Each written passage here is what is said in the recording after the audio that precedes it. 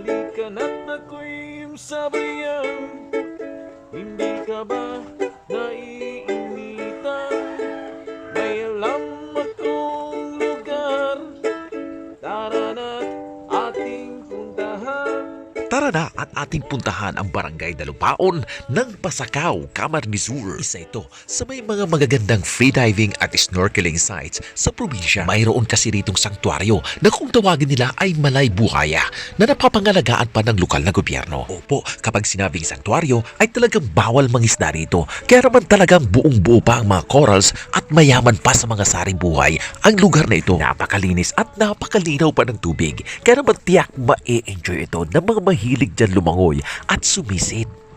Dahil ang sarap maligo sa tubig alon. Magandang araw sa lahat. Ito po muli si Rabasero kasama ang Bicol Adventures. Ito na naman ang aming panibagong kwento ng aming Rabas sa Bicol.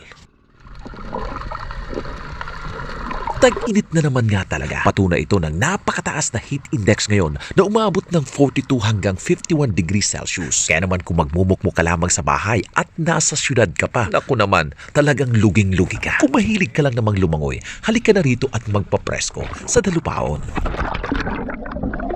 Unang nagbigay nga sa akin ng napaka-positibong impresyon ng Barangay Dalupaon ay ang mga table corals na ito na nasa Malay Buhaya Sanctuary. Ito kasi ang aking sukatan para sabihing healthy pa ang isang coral reefs. Ang mga table corals kasi ay napakadaling tumubo pero napakarupok naman po nito. Napakadali po nitong masira sa kaunting hawak o apak lamang ng tao. Lalong-lalo na kung gagamitan ng susa o dinamita. Mabilis din itong namamatay kapag umiinit ang temperatura ng karagatan at mabilis din itong masira ng malalakas na alon. Paborito rin itong kainin ng mga pesting crown of thorns. Kaya naman pag napakarami pang mga table corals ang isang bahura, ay masasabi nating hindi pa ito gaanong nabubugbog. Napakaligtas na kanlungan din ng iba't ibang uri ng isda ang mga table corals. Kaya naman talagang mas nagiging healthy ang isang bahura pag napakarami nito. Dito rin sa Dalupaon, unang beses na nakakita ako ng kulay berding table corals. Kaya naman talagang nakakamanga, hindi po ba?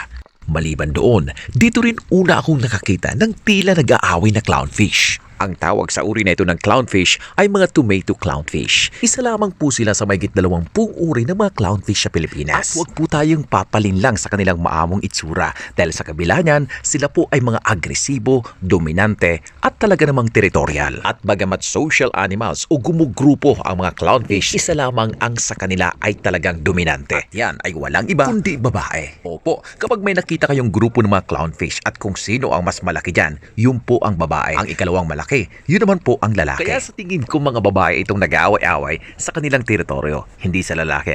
Hindi kasi maaring dalawang reyna sa iisang teritoryo. At eto pa ang nakakagulat na kaalaman tungkol sa clownfish. Alam niyo ba na kapag namatay ang dominanting babae, ay papalit sa kanya ang kanyang kapartner na lalaki. At ang lalaki ay magiging babae na rin habang buhay. Kaya malamang ay alam mo na ngayon kung ano ang nangyari sa tatay ni Nemo na si Marlene. Ang pagiging teritorial ng clownfish ang dahilan kung bakit nagustuhan siya ng sea anemone. Ang mga clownfish kasi ang tagataboy ng mga parasites at kalaban ng sea anemone. At bilang ganti naman sa mga ito, binibigyan niya ng pagkain at masisilungan ang mga clownfish. Mutualism kung tawagin. Siya nga po pala, huwag kayong hahawak ng basta-basta ng walang gloves sa sea anemone ha, dahil ito po ay kapamilya ng mga jellyfish. Nakaka-sting po ito, makati sa balat. At tanging clownfish lamang ang hindi tinatabla nito. Nagpatuloy kami sa aming pagdadive at ang isa pa nga sa nagbigay sa amin ng excitement ay itong napakaraming mga baby na mga hito sa dagat o kung tawagin natin sa Bicol ay mga patuna. Napakaamo at tila ba nakipaglalaro lamang ang mga ito sa amin. Poisonous at lubhang napakasakit kung matitinig ka ng patuna. Subalit dahil mga babies pa rin naman ang mga ito, safe pa rin naman kami.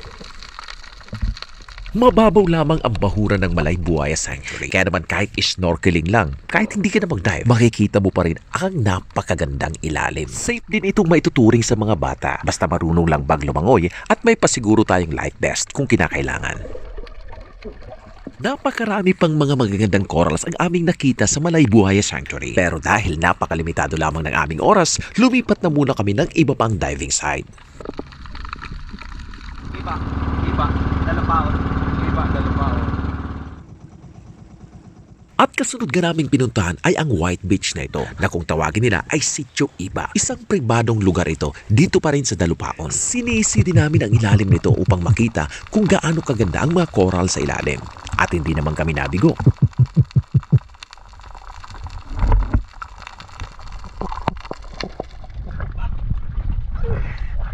Curious akong malaman kung bakit Iba ang pangalan ng lugar. Kaya tinanong ko ang ating local. Iba Beach sa Dalupaon, Camarines. Ano po ang history nito? Kini kay kantong panahon sabi may sarong iba igding nagtubo. Pinag-irewalan kang mga tao. Ganyan. So iba, man palan maalso. Kaya pinaputol manggirara. Ay, so ano yung Peking Iba? Kaya ang inapod na ng iba, Dahil sa Peking Iba. Ta ibang iba. maaskad kaya na nabababad sa dagat. Maskad na iba. So ibang iba nga ni, ibang iba. Iba beach na. Yung man eh. Okay. Tubod ka man doon, Mamel. Siyempre, biro lamang po yan ni Cassius. Huwag niyong paniniwalaan. By the way, taga rito po siya at ang kanyang pamilya. Kaya naman kami po ay nagpapasalamat sa kanyang pag-imbita na mabisita ang napakagandang Dalupaon. Maraming salamat po sa pag-imbita. At sa inyong mga nanood, maraming salamat din. Hanggang sa susunod pong muling kwento ng ating mga rabas sa Bicol.